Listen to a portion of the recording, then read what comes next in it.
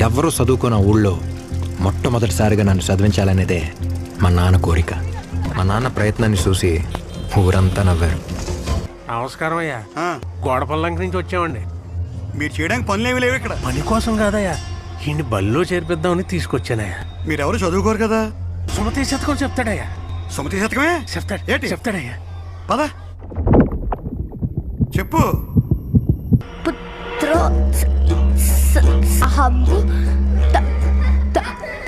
రేయ్, మీ ఊరు ఎలా వెళ్ళాలని చెప్పు చాలు. చెప్పు.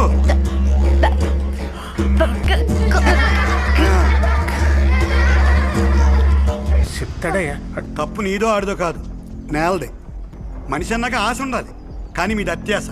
దారి తీరులేదు కానీ మీకు బడి కావాల్సి వచ్చిందా? దారి తప్పిపోయొచ్చామని చెప్పి తీసుకెళ్ళిపో. పోండే.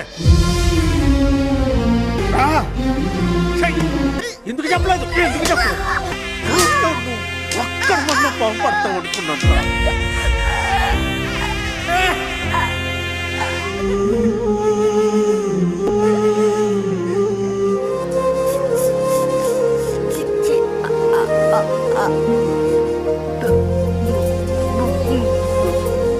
వెంటనే వాగి నోడి ముందు పడు పడు పడు పడు పడు పడు లేచి నిలబడు. పుత్రోత్సాహంబు తండ్రికి పుత్రుడు జన్మించినప్పుడే పుట్టదు. పుత్రోత్సాహంబు నాడు కొందుర సుమతి.